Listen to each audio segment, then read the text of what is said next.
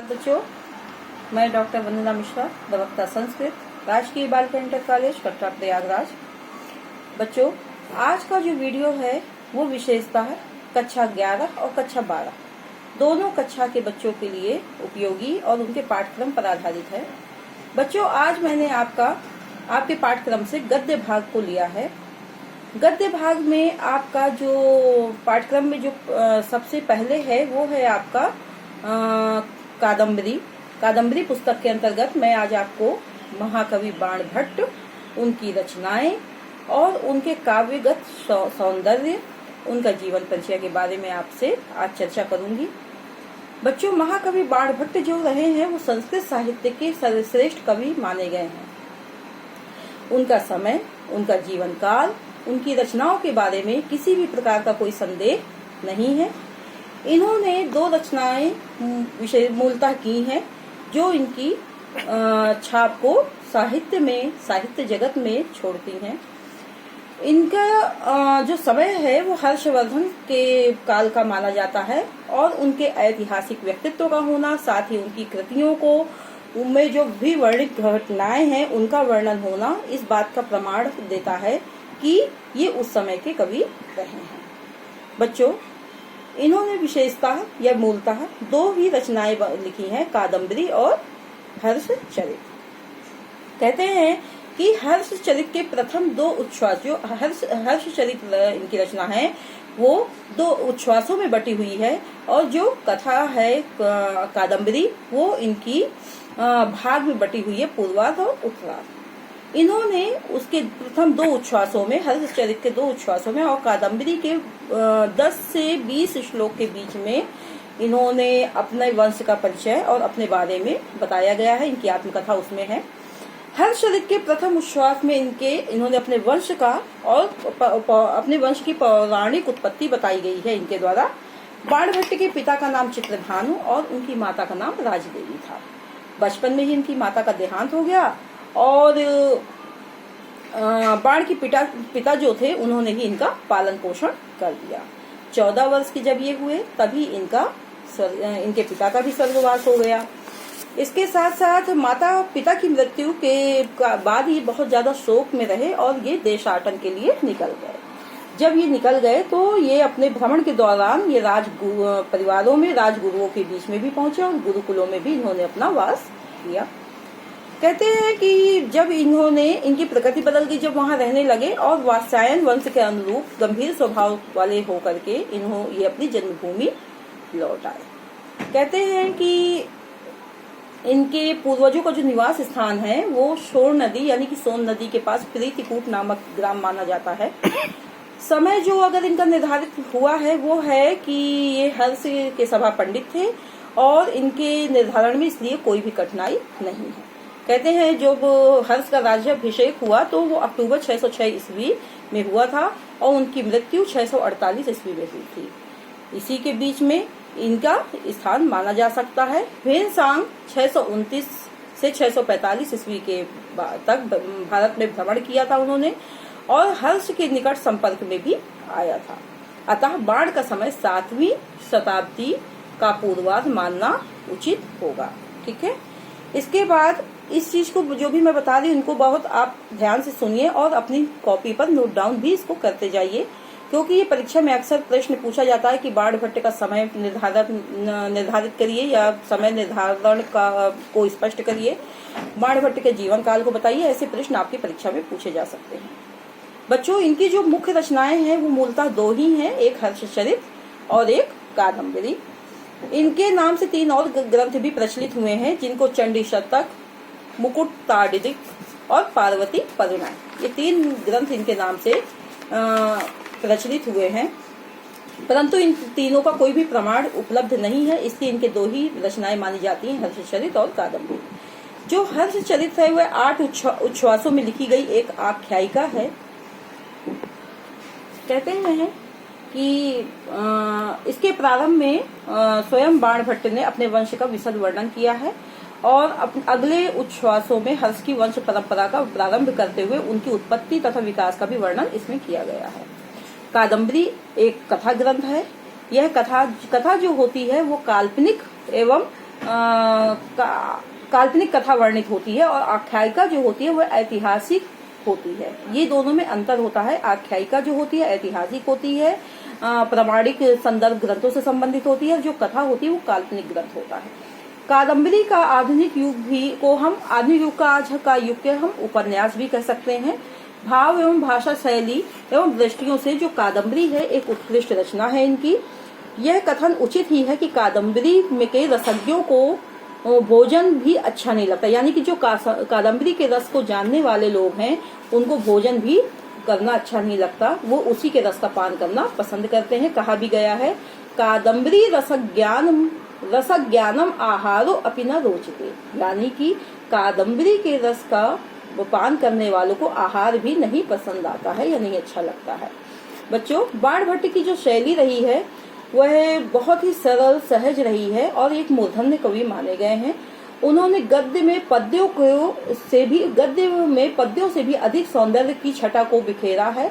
बाणभट्ट की जो सबसे प्रमुख विशेषता यह है कि वो अपने दोनों गद्य काव्यों में शैलीगत समस्त विशेषताओं का उन्होंने चित्रण करने का प्रयास किया है। अतः उनके सभी ग्रंथ जो भी है सभी के लिए आनंददायी है। बाण के अनुसार नवीन या चमत्कारिक, उत्कृष्ट स्वभावोक्ति, सरल श्लेष प्रयोग, सुंदर रस अभिव्यक्ति, ओज गुण, शब्द योजना, अलंकार, ये सारे गुण एक ही जगह उपलब्ध हो गए हैं। परंतु बाण की रचनाओं में ये सभी गुण आसानी से भी प्राप्त हो जाते हैं। अब कहते हैं अगर हम काव्यगत सौंदर्य की तरफ चले या भाषा शैली की तरफ, इनकी बाण की शैली की तरफ प्रकाश डालें तो आता है कि रीति इन्होंने किस रीति का प्रयोग किया। तो कहते हैं बाण पांचाली रीति के कवि रहे हैं और उनकी रचनाओं में भाव एवं भाषा का अनुपम संयोग रहा है। पांचाली रीति का तात्पर्य है विषय के अनुरूप शब्दावली का प्रयोग होना, यानी कि जैसा विषय हो उसी प्रकार के शब्द और उसी प्रकार के अर्थों का प्रयोग होना। बाण इसके एक सिद्धहस्त कवि रहे हैं।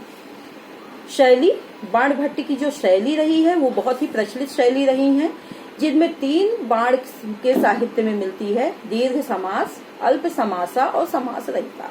कहते हैं कि इसमें दीर्घ समास यानी कि समासों को प्रचुर मात्रा में प्रयोग, अल्प समास थोड़े थोड़े, कहीं समास नहीं, और समास रहिता कहीं कहीं बिल्कुल समास से भी नहीं।